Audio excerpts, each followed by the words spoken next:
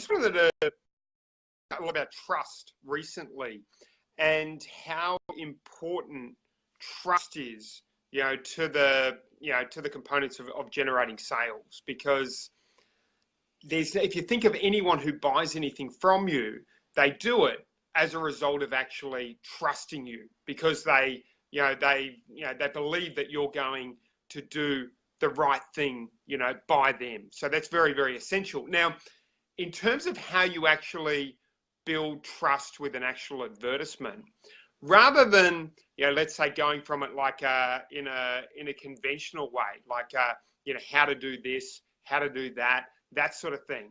A very simple way to build trust is pick one of your customers' success stories, and obviously they need to allow you to do it. But if they allow you to actually do it, what you do with this is you feature your case study or your success story within the actual advertisement. So let's say, for example, you're a mechanic. Rather than going, oh, Bob's Mechanics or whatever, you might have an ad from Julie, who's been to the mechanic, and the ad might say something like, it'll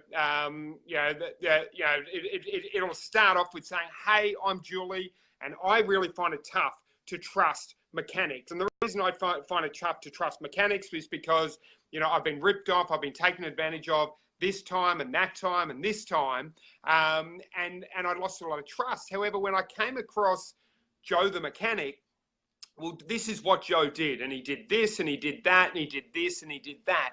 And by using Julie as a case study and doing a case study driven advertisement, you get far more cut through as a result of doing that. So that's really key, because if you use a case study, that's someone looks at you as a business and you say something like, if I make a claim right now, you will instantly say, yeah, sure. But if you talk to someone who says something about me, then you will be far more likely to believe it, because there's no hidden agenda.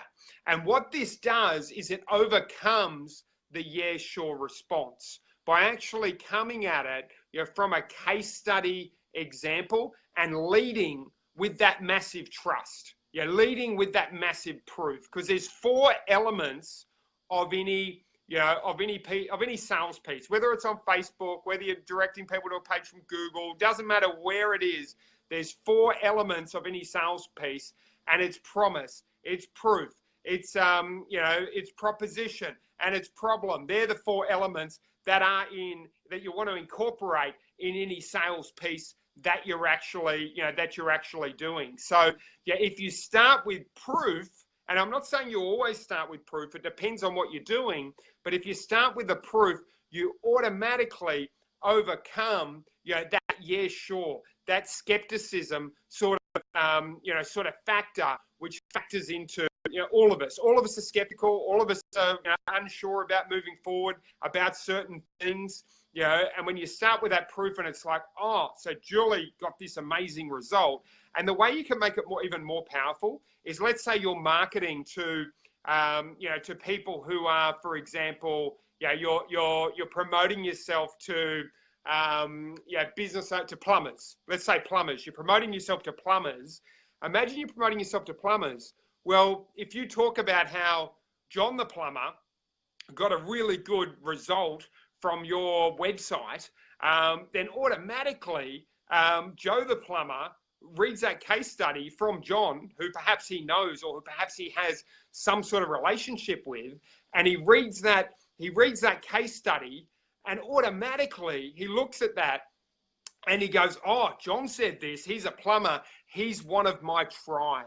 Yeah, he's one of my tribe. So it's the same thing if you're writing to women and there's another woman who says that you're wonderful in what you do, automatically that trust and that relationship is there because they're one of our tribe, So that's what you got to think. Like if you've got we've all got our different groups, but let's say you've got your cycling buddies or you've got your fishing buddies or whatever, and one of them says something about something, automatically, bang, there's trust and there's relationship, from them. And what we're doing here is we're doing it with the written word. So let's say you're doing it on Facebook, for example. You can target people in a particular niche. So let's say you're targeting all cyclists, and then you're having an ad from some, respected cyclist, who says this about you. You've just got massive credibility straight from the beginning, and you're overcoming the trust barrier, and that trust barrier is one of the biggest barriers with 21st century marketing, because we're infiltrated with people saying that they're the best at this and they're the best at that. We might have done something that didn't work and whatever. So, the more trust we can develop and the faster we can generate trust within our ads, the better. The same goes with, let's say if you look at Facebook, people visit your website. Okay, so let's imagine I visit